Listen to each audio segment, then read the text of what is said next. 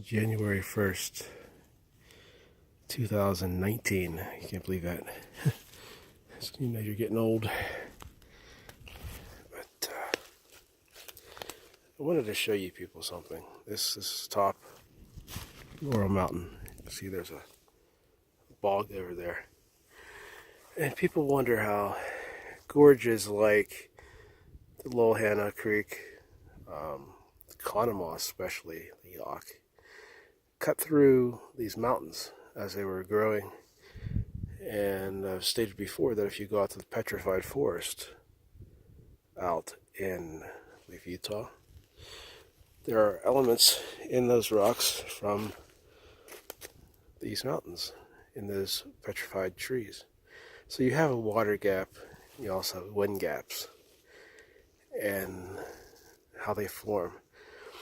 If you go to Bedford at the Appalachian, actually the Allegheny Front, that's where the African plate and the American plate collided and formed Pangaea, and which was a supercontinent.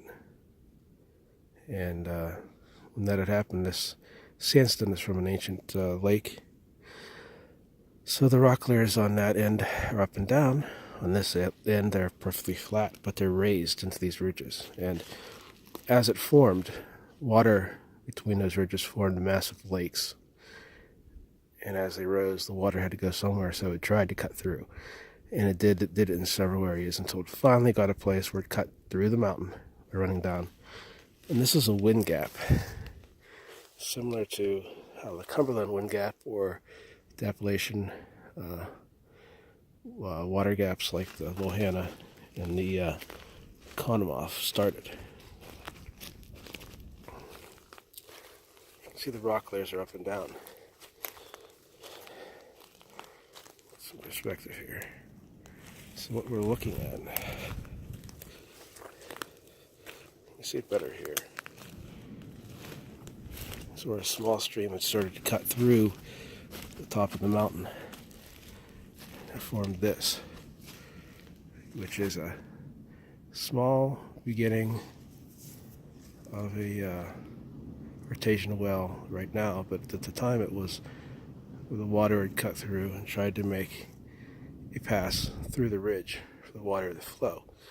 And eventually found a different spot, because right here it empties down into this valley, which is Silver Mine Valley. You can see the rock layers like right here. You see it's horizontal.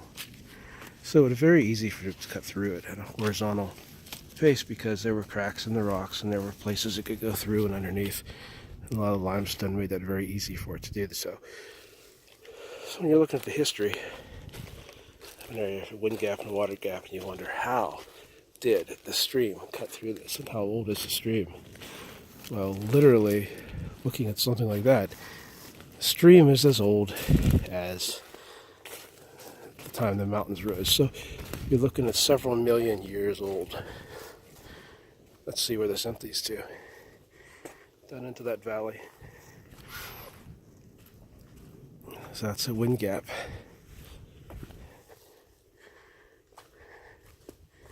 During the summertime, it grows thick where nobody can see that it's there.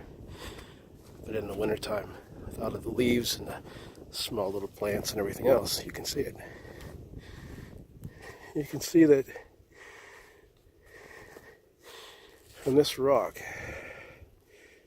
looking across it, it was actually at one time a very large, wide stream that, before it gave way, it cut down to a smaller one, and glaciers have taken some of it away. So it forms that gully. And if it had been given time, it would have cut its way the whole way through, even to the aperture trajectory of the mountains from the highest point to the lowest point. It formed a huge gorge that would have separated two sides of the pass.